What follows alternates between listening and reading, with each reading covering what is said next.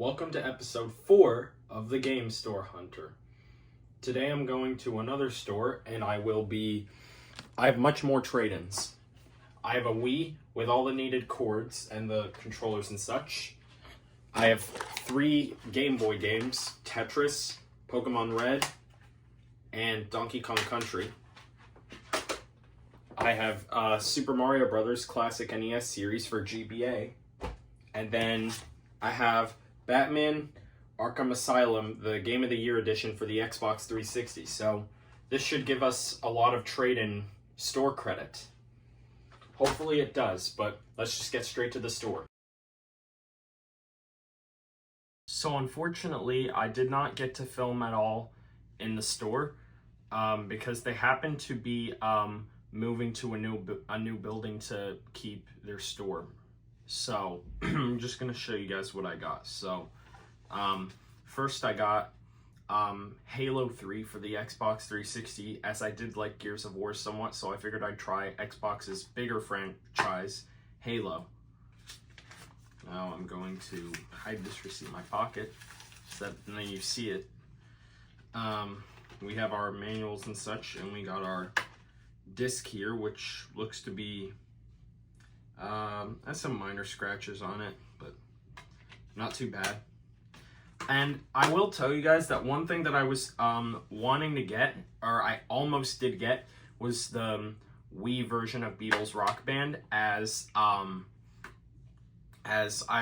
saw a bunch of the guitars, the specific guitar I wanted, I found cheap, and it was compatible with Beatles Rock Band, but unfortunately it was for $100, there's 2 different versions, one that's 80 and one that's 100, and unfortunately they only had the 100, so I decided I'll wait to get Beatles Rock Band later.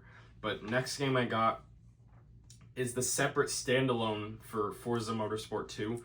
I picked this up just to collect, because as I said, I wasn't too big on Forza 2, and if I bought 2 games, they did give me kind of a percentage off. But, so this means that, let me just get it out. With this 2-game disc, or this 2-game whatever, with Marvel and Forza 2, I'm actually going to be using this as another trade-in piece, even though it probably will not be worth all that much. But yeah, because I just decided to get this just to collect it, because I did not care about Marvel Ultimate Alliance. But this disc condition, I actually found out that Forza Motorsport 2 actually does have 2 discs. I was completely wrong. That Forza Motorsport 2 actually does have 2 discs, or it does have a bonus disc with extra content on it. And both the discs are included here, unlike when Forza 4, when I got it, came with only 1 disc, and it was the other disc.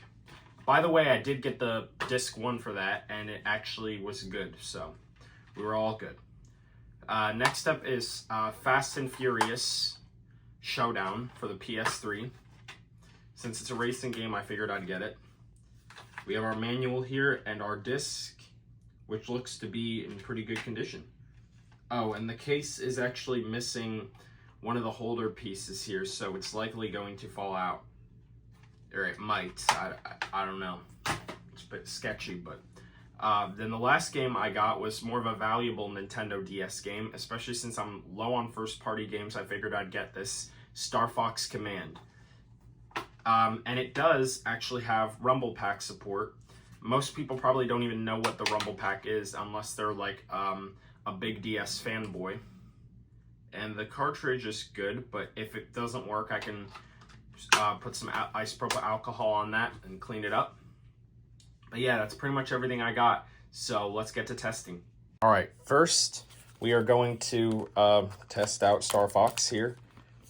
And I will say that that the Rumble Pack, for those that don't know it, is a DS option pack that goes into the GBA spot on an original or DS Lite.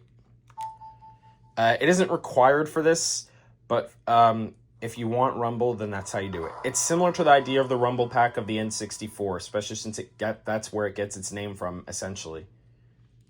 Alright, Star Fox Command seems to work just fine. I'm interested in playing it, especially when I get that Rumble Pack.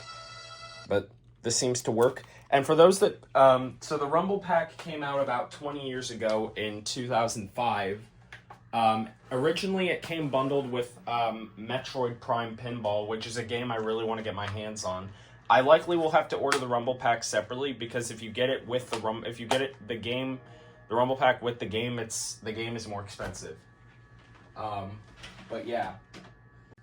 All right, so we're testing out Halo 3 first, especially since that is probably the most popular Xbox franchise.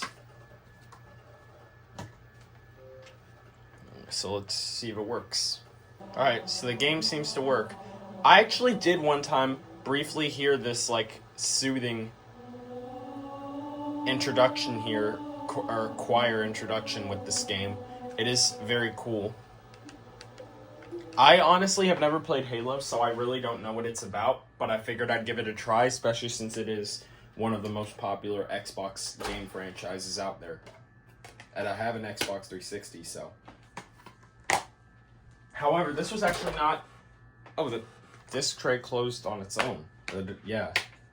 But we're going to try out disc 2 first, since that has the extra content on it.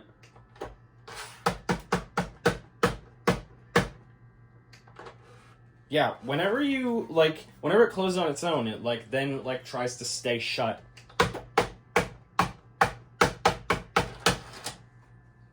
Yeah, eventually if I keep doing that, it's going to break, so that's like a big problem I have with this. Oh. You know what, let's just install all selected. Alright. I guess that's how it... I have not used a content install disk in a long time with this, so... I don't have the same, or I don't have like a huge level of familiarity with how these work. I'm surprised that Halo is not it doesn't have any extra content install discs, considering Forza does. Well, I mean, Forza, it makes sense because it's a big racing game and it has a bunch of real cars in it compared to something like Mario Kart. But to what I was saying about the Rumble Pack, is the fact that what likely caused it to fall into obscurity is the fact that it was absent from big system sellers from the system, such as New Super Mario Bros. And Phantom Hourglass. So that is why it, especially since the DSi can't even use it because it removes the GBA slot. Alright, so Forza 2 looks like it is working. Maybe I'll actually give it another chance. I guess we'll know how it goes once we do that. Okay, so now we're testing out Fast and Furious Showdown on PS3, so we'll see if it works and if it requires an update. So that is the reason why I'm doing the PS3 stuff last for the most part. Pretty much all the time I'm going to do it last, but hopefully this doesn't require us to update it. Oh, Universal Team. It looks like it doesn't, which is good to see. Oh, 2013, so cool.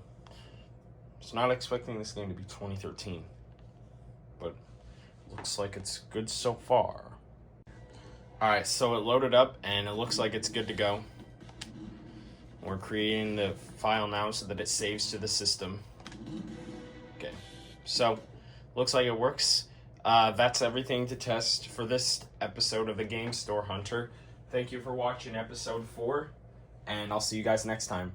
One thing to note with Halo 3 is the fact that its manual was actually a poster. That's something that I didn't know when I was checking the game itself. Alright, bye.